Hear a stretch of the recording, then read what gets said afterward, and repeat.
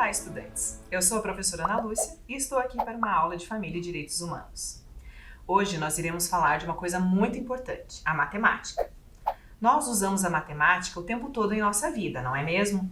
A gente utiliza nos números, na quantidade da nossa idade, nas compras que fazemos. Enfim, existem várias maneiras de pensar a matemática e fazer matemática. E é isso que eu vou trazer hoje um pouquinho na nossa aula. As diferentes formas de fazer a matemática. Bem, nós já conhecemos uma forma de fazer matemática que é a que a gente faz na nossa escola, né, no nosso cotidiano. Mas e antes? Quando a gente não tinha todas essas questões de calculadora, de escola, de telefone, de internet, como que cada povo fazia a sua matemática? Bem, hoje nós vamos falar um pouquinho sobre a matemática que os indígenas desenvolveram aqui no Brasil, muito antes dos colonizadores chegarem.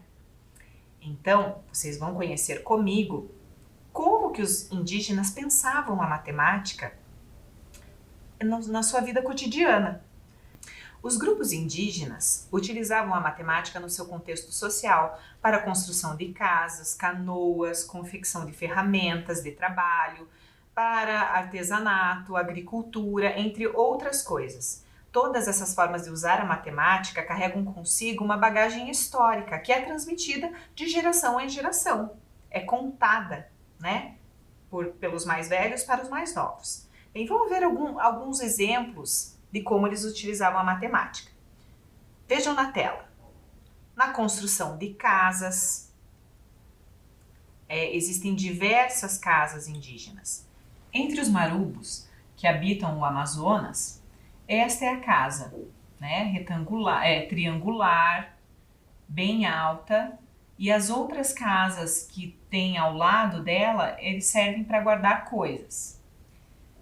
Bem, outro exemplo de casa indígena são as do Gavião Parquetegé, do Mato Grosso, que eles têm casas retangulares e uma casa assim com formato circular, que eles guardam as flautas.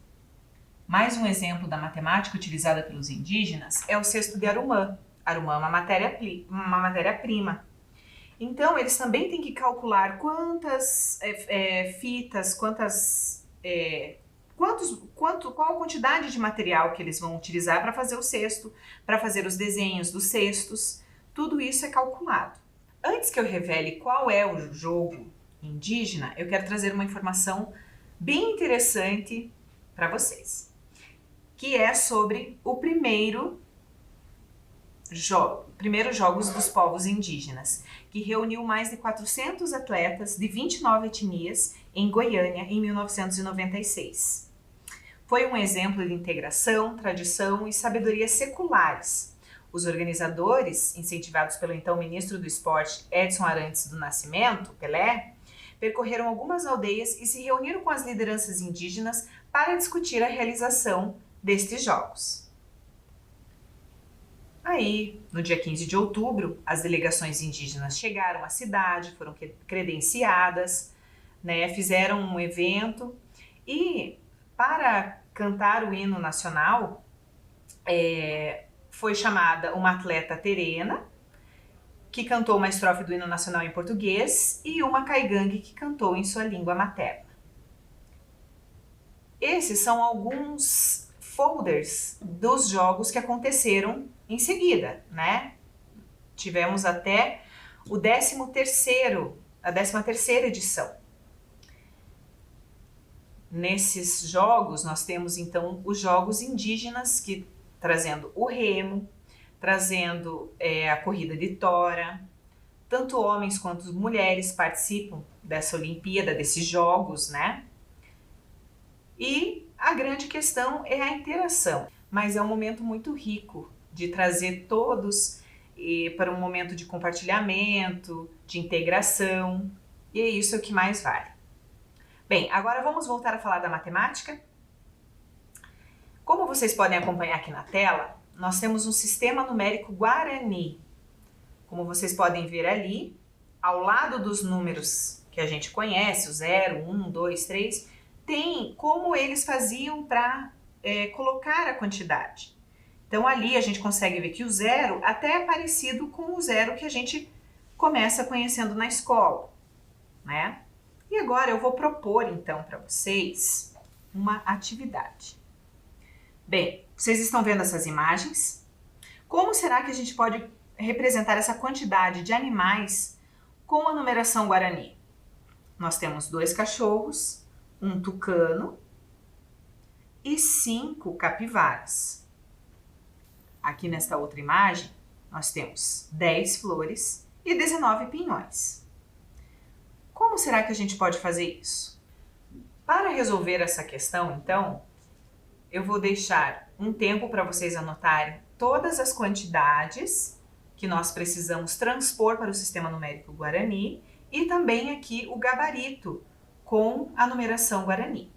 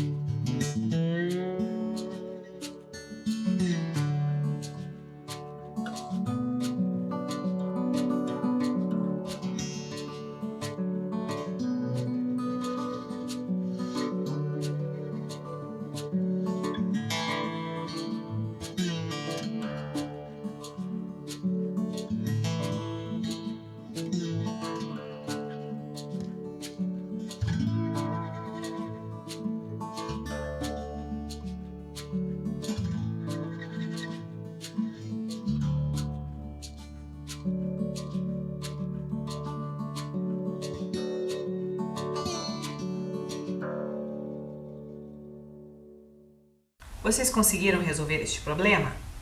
Vamos ver como é que ficou então. Vamos lá. 2 cachorros, um tucano e 5 capivaras.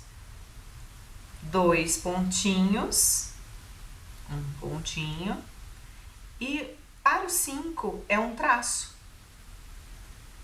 Agora aqui para o 10. Se 5 é um traço, 10 seriam 2 traços. E o 19?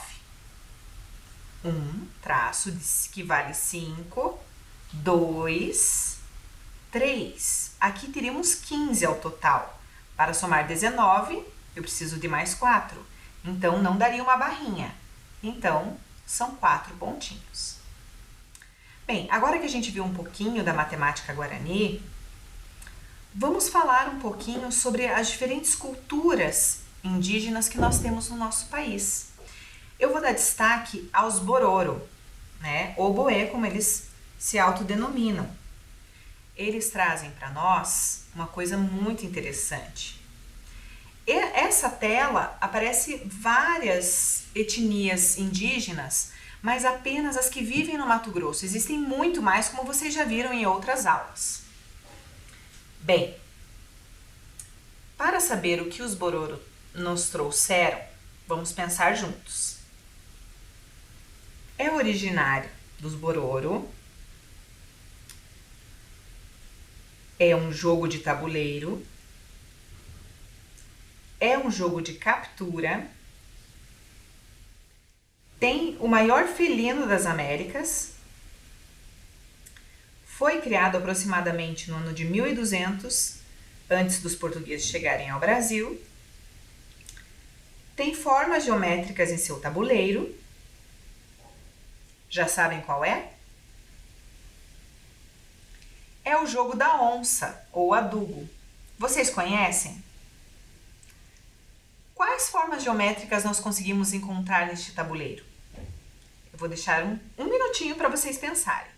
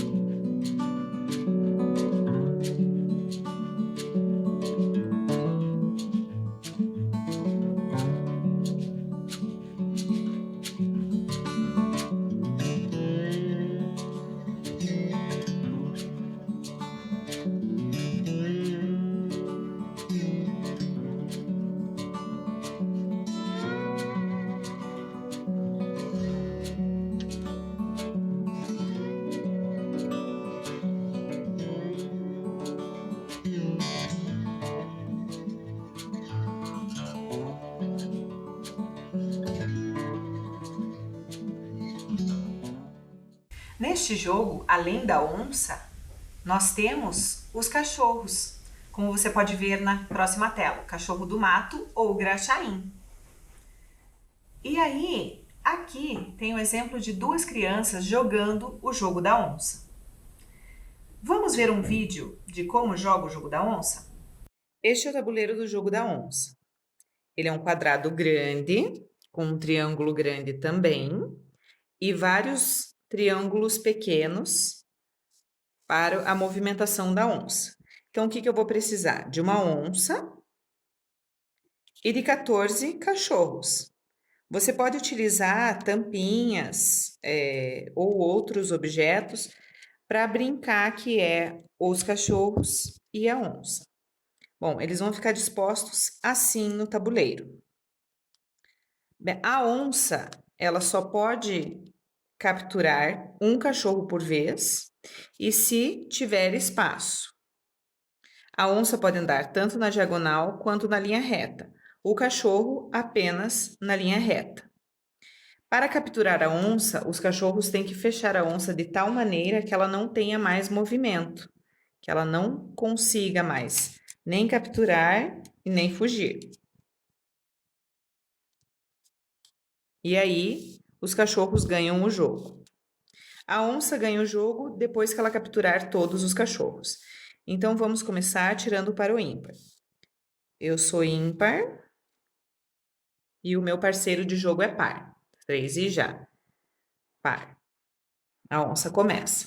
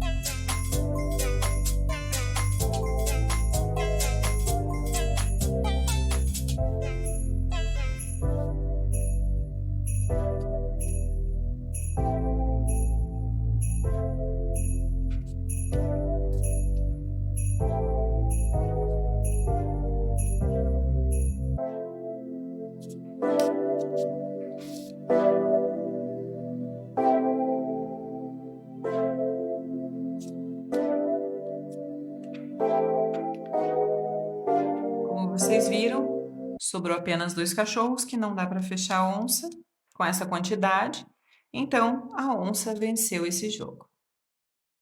Perceberam que jogo interessante? Que você precisa criar estratégias ou para capturar a onça, né, fechar a onça, ou para pegar os cachorros, dependendo de quem você é no jogo.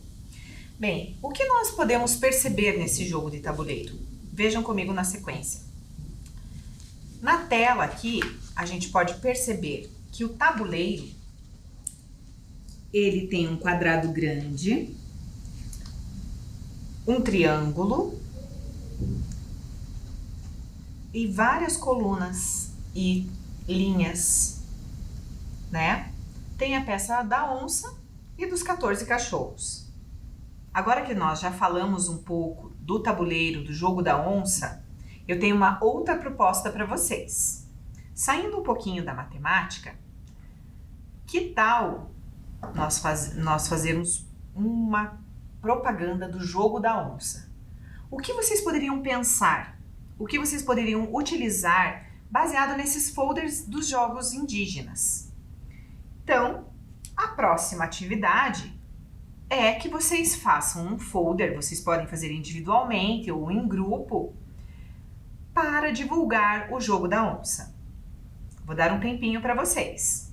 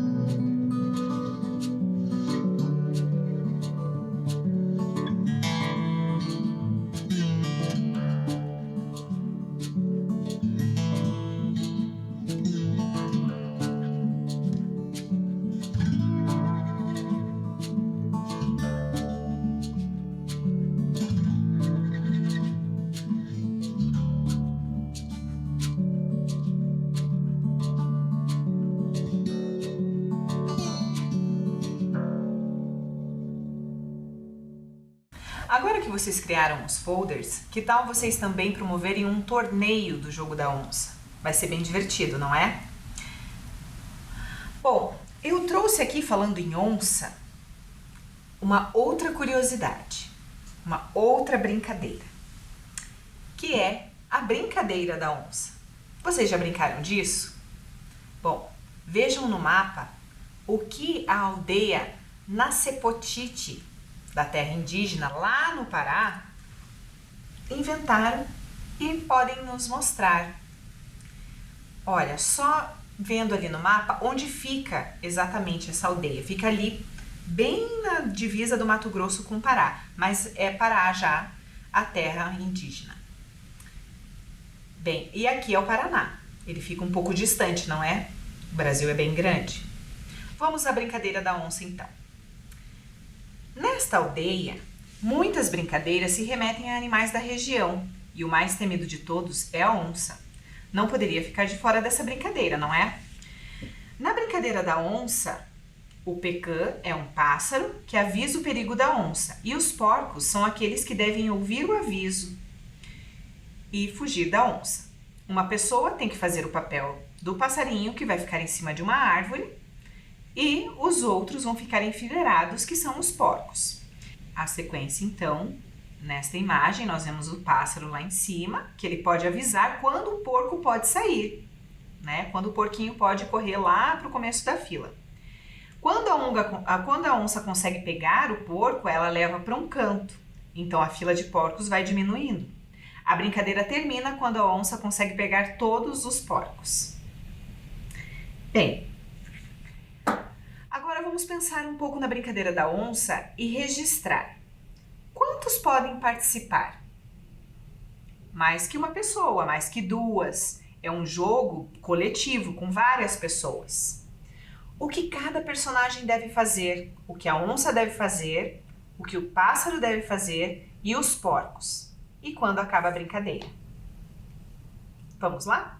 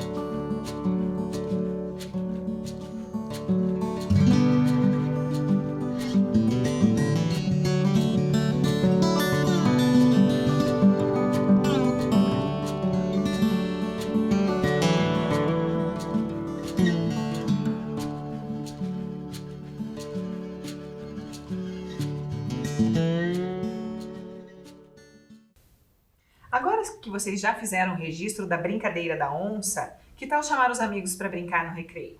Ou em qualquer lugar, em qualquer tempo.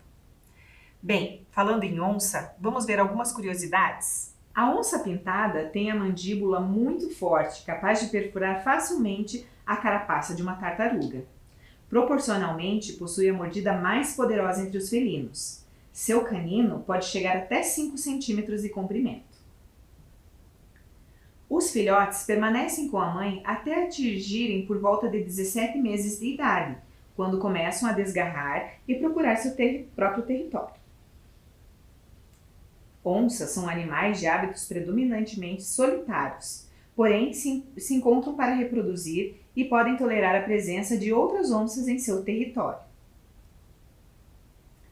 O único felino das Américas capaz de rugir, graças ao seu osso hioide, que não é completamente ossificado, dando maior capacidade de vibração, e isso lhe permite emitir um som grave conhecido como esturro. As onças pintadas possuem garras retráteis que são expostas no momento do ataque. O formato e a posição das rosetas da onça pintada são uma característica individual, como se fosse uma digital humana. Cada onça possui um padrão único de pintas. Onças são estritamente carnívoras, alimentando-se apenas de carne. São os maiores felinos das Américas e estão no topo da cadeia alimentar. Mais de 80 espécies podem fazer parte do seu cardápio. Bem, depois de tantas informações e brincadeiras da onça, eu me despeço aqui. Até a próxima!